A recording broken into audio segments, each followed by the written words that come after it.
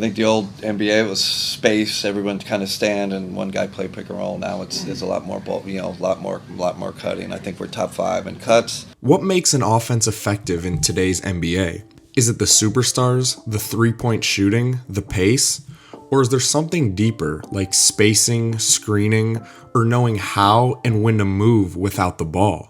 Today, we'll be diving into what exactly makes the league's best offenses tick, and why modern-day spacing isn't just about a player's outside shooting ability, but more the ability to time up cuts to the basket and relocate as an action develops. If you were to ask the average NBA fan what makes modern-day offenses so efficient, they would probably say something like shooting a lot of three-pointers. But if you take a look at the top 6 offenses from this season and their ranks in three-point frequency, or in other words, what percentage of their shots come from behind the arc, you'd see that's not really the case. Other than the Celtics, who are a complete outlier to the rest of the league, 4 out of the top 6 offenses rank in the bottom half of the league in three-point frequency. The Celtics are an outlier because they pretty much have 5 shooters on the court at all times who are all pretty much capable of attacking off the dribble as well. No other team in the history of the league has had this capability. So with Tatum, Brown, White, and Holiday all being legit shooters and on-ball creators, and with Porzingis being able to space the floor as well, the Celtics run a 5-out offense that is based on dribble penetration and kick-out threes. But what about the other teams who don't have 4 to 5 guys who can all shoot and create with the ball in their hands? That's where moving without the ball comes into play, especially cutting. I found that cutting is a much better indicator of efficient offense than volume three-point shooting. Obviously, it helps tremendously when you can do both at an elite level like the Cavs do, which is why they're the number 1 offense in the league. Here's those top 6 offenses again, but this time their ranks in points per game off of cuts. Other than the Celtics, all 5 of these teams rank in the top 10 in points off cuts. Just take a listen to Cavs coach Kenny Atkinson talking about how cutting actually opens up space and why modern day spacing is actually more about movement than shooting ability. It's hard to defend, when guys are moving and it's intentional, right? There's shared principles on how we cut. So cutting opens up space. I think the old way of thinking was like, doesn't cutting get in the way? But it actually creates vacuums and creates driving lanes. So it's a big point of emphasis for us. Here's what Kenny means by that. Allen sets an empty side ball screen for Garland in transition.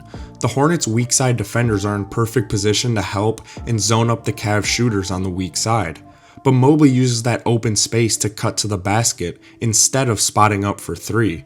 And while Mobley is cutting, you see Jerome and Isaac Okoro re-spacing to the corner and wing. Cutting and re-spacing are the major principles in Atkinson's movement-based offense. This time, Mitchell has the ball, and Mobley sets him a pick with a shooter in the strong side corner. Most NBA defenses defend the pick and roll now, with the gap defender coming over to help on the ball handler. But again, Jerome relocates by sinking to the corner, while Dean Wade cuts right behind his defender who is in help side staring at the ball. This leads to a wide open layup because literally every single player on the court is moving and relocating as the action develops. It's almost like a circle of movement with players constantly filling the open space. This time, the Wizards trap Garland off the ball screen, so the low man takes Allen on the roll. And a good defense is usually able to zone up and guard 3 spacers with 2 defenders on the backside, but not if those spacers cut to the basket. That makes the defense have to make a decision. And on this one, Dean creeps behind the weak side defender and Garland finds him for the layup. This then opens up the lane even more for drives and rolls to the basket. The strong side help defender is occupied by Max Strus here, who is kind of playing cat and mouse along the baseline. And then the weak side help defender is frozen by Dean's movement and lift up to the wing. So the lane is pretty much unoccupied by help defenders, which leads to an easy slam for Mobley. Here it is again, the baseline cut occupies the defender that's supposed to be in help side, and the corner lift from Okoro occupies his defender on that side. And again, they're moving and re-spacing in that circle movement. Cut, lift, sink, all timed up to perfection. Atkinson clearly preached about these baseline cuts in the offseason, and the Cavs have pretty much perfected them.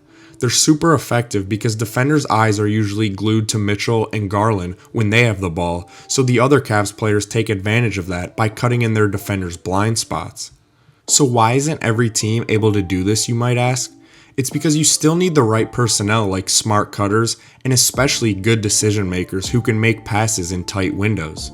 Because not all players can make these passing reads, and too much cutting can sometimes lead to the paint being a mess, which can then lead to a lot of turnovers. Sometimes when you cut a lot, it could turn into turnovers, because there's a lot of things going on. But we have such good decision makers. Darius, Donovan, Evan's a great decision maker.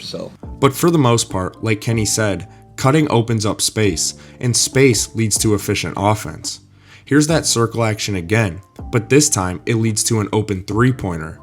And again here, the baseline cut opens up the whole side of the floor for Strus to sink. And this is important because his man is in the gap helping on the pick and roll. This time, DG attacks the baseline, so the weak side corner defender rotates over to help. This means that the weak side wing defender's job is to split the two shooters on his side, in this case Mobley and Mitchell. And like I said before, usually the defense scrambles and recovers on the pass, but Mobley cuts instead of staying stationary. So this occupies the defender because you don't want to give up an open layup. But Mitchell then respaces to the corner, and there's nothing a defense can do about that.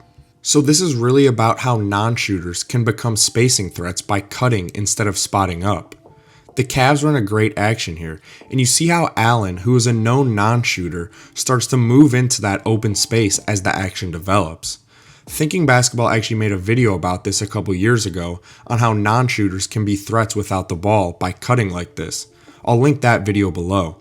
On this one, Allen's cut is the reason Max Strus gets an open three. Obviously, you don't have to guard Allen out on the three-point line, but you do have to guard him by the basket. So Allen occupies Strus's man for a second, and that in turn frees up Strus for the three. Another team that is very good at cutting is the New York Knicks. They do a lot more cuts from the wing and slot area, also known as the 45 cut. It's pretty much the same principles as the Cavs offense, which is don't be a stationary spacer and move into open space instead. The Knicks are similar to the Cavs in terms of they also have a very good guard who attracts a lot of eyes from defenses. New York usually has 3 shooters around Brunson, but their only quote-unquote non-shooter is arguably the best cutter in the NBA, and that's Josh Hart. He constantly finds creases in the defense and cuts into open space with this 45 cut. The Knicks like to clear out a side for Brunson to either go ISO or run a pick and roll, and they put the 3 other players in some sort of bunch on the other side. At first glance, the spacing looks kind of messy, but you'll notice their big man is occupying the help defender in the dunker position, and Hart starts to cut from the wing as well. The Knicks don't respace or relocate as well as the Cavs do in my opinion, but the concept is still there, just slightly different. If you remember, the Cavs usually cut from the corner and have another player sinking or filling that corner, but the Knicks usually cut from the wing, and that corner stays put. This is still very effective though, as Hart cuts, Bridges fills the wing from the slot, and it starts with Brunson attacking from the empty side, and Hart opening up space with his cut. This time, Brunson is posting up on the empty side, and instead of just cutting out of the bunch formation, McBride sets a screen for Bridges, who knocks down the 3 in the corner. The Grizzlies also have these same cutting and movement principles that were brought over by their new head coach and former Paris basketball head coach, Thomas Islo. Just like the Knicks and Cavs, the Grizzlies also have a great lead guard and decision maker in Ja Morant. The Grizzlies give Ja space to attack here by having basically double gaps on both sides. And it's that 3-man bunch formation again that only works if there is a cutter and respacing as the play develops. Memphis is similar to Cleveland in terms of cutting along the baseline and sinking to the corner. It's basically that same circle action we saw previously. And again, that cut opens up space to move to when the gap defender helps, pretty much making it impossible for the defender to recover back. The Grizzlies don't run nearly as many pick and rolls as the Cavs do, but the same principles apply on dribble penetration.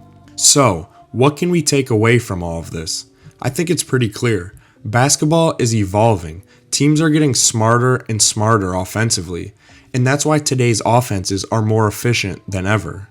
Here's another Kenny Atkinson quote about how the game has evolved in his time with Mike D'Antoni. You know, the game's changed, the game's evolved. I've seen, when I was with Mike D'Antoni, it was like if you cut, you got like fined, right? Like if you didn't just stay in space and hold, you got fined. And I'll elaborate on this a little. Mike D'Antoni, one of the greatest offensive coaches ever, was really the first coach to spread defenses out with shooters, whether it was with Nash and the Suns, or when he took it up even another level with Harden and the Rockets. And at the time, he was generating some of the most efficient offenses ever. But the problem with those Rockets teams, especially come playoff time, was that their spacing was only stationary. In 2018, they were dead last in cuts per game. And I think that's ultimately the main reason why their offense dropped come playoff time. They went from about a +6 relative offensive rating in the regular season to about a +2 in the playoffs relative to their opponent. That's because defensive rotations and closeouts are much quicker in the postseason, so teams could rotate and recover on their stationary shooters. Like here, this should be a baseline cut, but instead KD can recover and they end up getting a semi-contested 3. The Warriors were able to guard 2 with 1 most of the time. And here again, this should be a cut by PJ Tucker to either get a layup or clear out the help defender and open up space for Eric Gordon to sink to the corner. That's what Houston failed to understand about spacing. Their spacing was stationary. KD is able to slide over to the paint here because he knows Houston shooters aren't going to move on the weak side, so Livingston is able to zone up and guard them 1-on-2. Just look at how they stand around as Harden attacks, and most of the time this worked because Harden and CP3 were that good, but just imagine if they knew how and when to cut without the ball.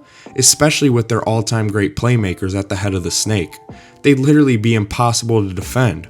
And this is really where the Warriors fooled the entire NBA. Teams tried to emulate their success by adding as many three-point shooters as possible, when in reality it was the Warriors cutting and off-ball movement that was the key to their successful offense. Sure, they had all-time great shooters with Steph and Klay, but it was actually more about their screening, cutting, and ability to use non-shooters as shooting threats that made them deadly. But to get back on track here, what I want you to take away from this video is that shooting doesn't always equal great spacing. In today's game in particular, and even going back to the Golden State days, spacing is much more about off-ball movement and cutting than it is shooting. As Kenny Atkinson said, cutting opens up space, and that space leads to open shots. If you enjoyed this video, please like and subscribe and turn my post notifications on, as I will be posting more breakdowns throughout these playoffs. And as always, thanks for watching and have a great day.